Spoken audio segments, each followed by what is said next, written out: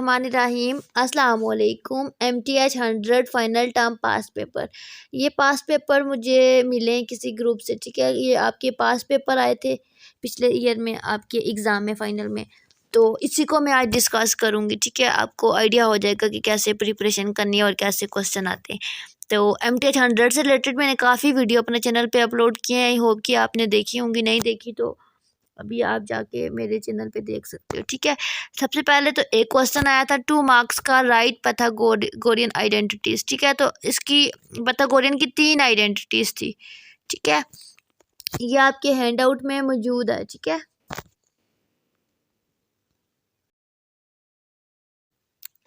उसके बाद नेक्स्ट है find the value of cos 75, ठीक है। cos 75 की अपने वैल्यू फाइंड करनी है बाय ट्रिग्नोमेट्रिक टेबल। ये नहीं कि आपने टेबल को यूज़ करना है, इनके डायरेक्ट कैलकुलेटर में कैलकुलेट नहीं करनी। अगर आप कैलकुलेटर में cos 75 लिखोगे तब भी आ जाएगा, लेकिन अब आपने इसको कैसे करना है। तो मैंने आपको क्या कहा था कि cos 75 को सॉल्व करने के इसको तोड़ना पड़ता है। देखिए cos 75 आपको चाहिए, तो cos 75 किसके करीब 3 होता है। हमारे पास टाइम पीरियड क्या होता है इसका 0, 45, 60, 90, ठीक है ना। इसके पास 2 चीज़ें, एक तो 60 है और एक 90 है, ठीक है। 60 और 90 के दरमियान में है 75। अब आपकी मर्जी है कि आप 60 रखो या 90 रखो, आप अपनी मर्जी से कोई भी रख सकते हो, ठीक है। तो मैं 90 रख रही हूँ, ठीक है, मेरी मर्जी है।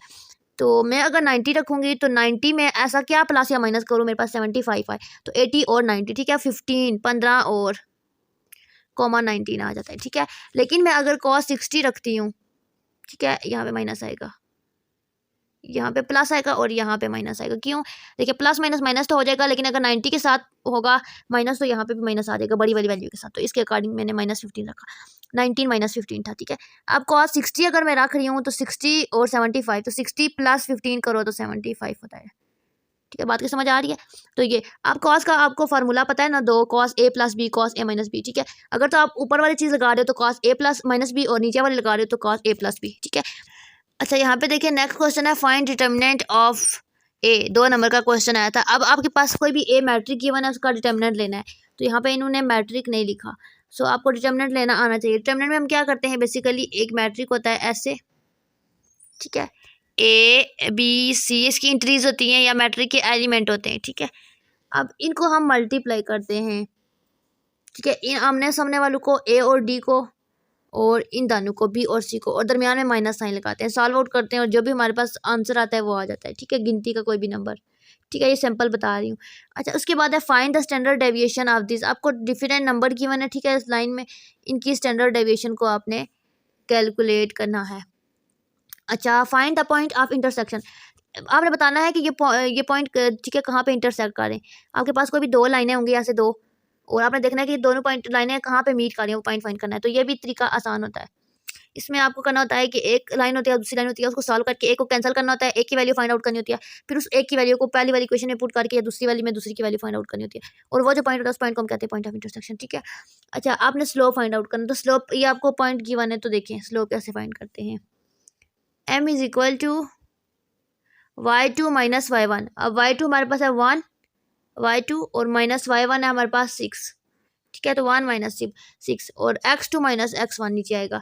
तो x2 हमारे पास है 2 और 4, तो 2 2 और -4, ठीक है। इसको ध्यान में रखना है, ये ना आप -4 को पहले लिख दो, क्योंकि हमने x2 - x1 लिखना है। तो x2 हमारे पास 2 है और x1 हमारे पास 4 है। तो यहाँ पे देखें 1 - 6 क्या होगा, प्लस माइनस माइनस होता है ना, आपको पता है ना। तो 6 में से 1 जाएंगे तो 5 हो जाएगा, और नीचे भी प्लस माइनस माइनस होगा, तो 4 में से 2 जाएंगे तो 2 हो जाएगा। अब यहाँ पे साइन कौन सा लगेगा, बड़े वाले नंबर का। तो ऊपर नंबर बड़ा 6 था तो 6 के साथ माइनस था, नीचे बड़ा नंबर 4 था तो 4 के साथ भी माइनस था।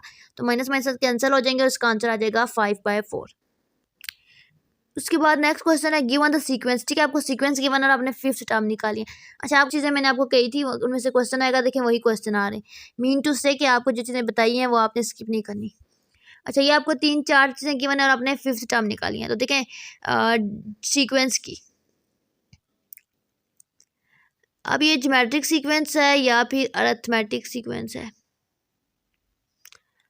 ये तो हमें पता ही नहीं है। देखिए इन्होंने कहा है कि गिवन द सीक्वेंस है और उसकी आपने 5th टर्म निकाली है, जस्ट क्लियर नहीं लिखा, ठीक है।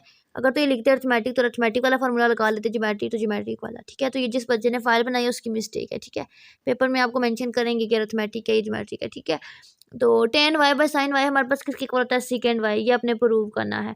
तो इसी को प्रूव करना है। तो tan आपके पास किसके इक्वल होता है, ये वाली चीज़ साइन बाय कॉस, ठीक है, साइन बाय कॉस। और डिवीजन में आपके पास क्या है, नीचे भी साइन है, ये देखिए साइन है तो नीचे भी साइन है। अब आपने क्या करना है, इस डिवीजन को मल्टीप्लिकेशन में कन्वर्ट करना है। तो यहाँ पे देखिए साइन बाय कॉस है, ठीक है, और नीचे जो हमारे पास साइन बाय 1 है वो हमारे पास 1 बाय साइन हो जाएगा। अब हमारे पास होगा क्या कि ये भी साइन है, ये भी साइन है, और ये कैंसिल हो जाएगा और हमारे पास आ जाएगा 1 बाय कॉस। और 1 बाय कॉस आपके पास किसके इक्वल होता है, सीकेंड वाई के। तो ये चीज़ प्रूव हो गई है, ठीक है, यही प्रूव करनी थी। अच्छा, sine of 2a is equal to 2 sine a cos of a, ठीक है, ये आपका फार्मूला है, डबल एंगल फार्मूला। तो ये हैंड आउट में मौजूद है कि कैसे आपने इसको प्रूव करना है। उसके बाद if multiple of question 4 is set of a and b is set of 2 multiple, then set of a is subset of b और b is subset of a। अच्छा, बताना है कि देखिए इसका क्या मतलब है, कह रहे हैं कि अगर हमारे पास एक सेट है a, ठीक है, वो 4 का मल्टीपल है, यानी कि a इज इक्वल टू 4 का मल्टीपल है, यानी कि 4 8 12, बस इतना।